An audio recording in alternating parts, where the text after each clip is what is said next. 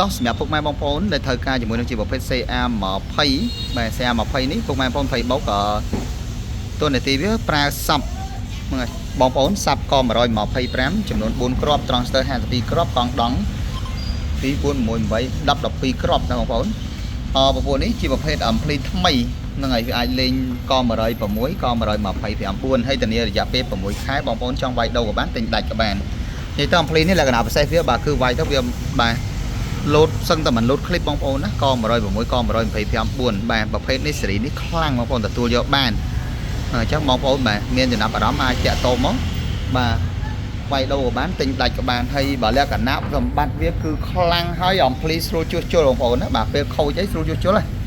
ហ្នឹងហើយតង្ហាលវា4ទៀតណាបងប្អូនបាទតង្ហាល4នេះមួយមុខមួយក្រោយមួយអញ្ចឹងតង្ហាលវា4វាអាចបាទបើកមួយបញ្ចេញមួយបាទគឺស្អាតមែនតើបាទលក្ខណៈវាគឺចេញមកខ្លាំងមែនតើម្ដងបាទអញ្ចឹងបងប្អូនបាទបាច់បារម្ភទេថាអីអត់ជឿអញ្ចឹងបងប្អូនសាកមើលបើសិនជាវាយក125 4អត់ពេញទេអ៊ីតាលីបើវាយពេញទេ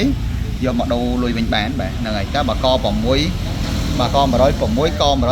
បាទវាយអត់ចេញទេគឺយកមកដូរលុយវិញបានដូចគ្នាបងប្អូនណាបាទធានារយៈពេល6ខែបងប្អូន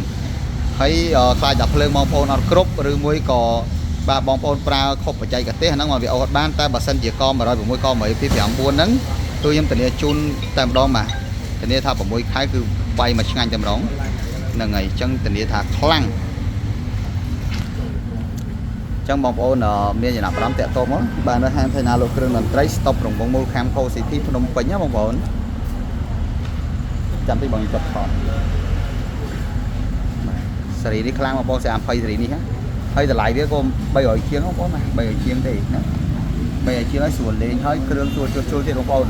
សម្រាប់បងប្អូនណាមិនសូវចង់ចាយលុយបាទខុសទុងឬក៏ចាយលុយច្រើនពេកបងប្អូនងាកមកមើល CA20 នេះមកបាទ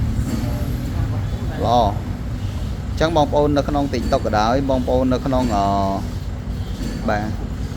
page Facebook បាទឬក៏ channel YouTube ណាបងប្អូនអាចកំងបានទាំងអស់ទេមកលេខទូរស័ព្ទមានទាំងអស់3ប្រព័ន្ធបងប្អូនបាទហ្នឹងហើយលេខទូរស័ព្ទរបស់ខ្ញុំមាននៅលើហ្នឹង3ប្រព័ន្ធហើយបើខុសលេខហ្នឹងគឺអត់ទទួលខុសត្រូវទេបងប្អូនបាទប្រព័ន្ធនេះ22000មីក្រូ80វ៉ុលបងប្អូន12គ្រាប់បាឡែនក្រោយស្អាត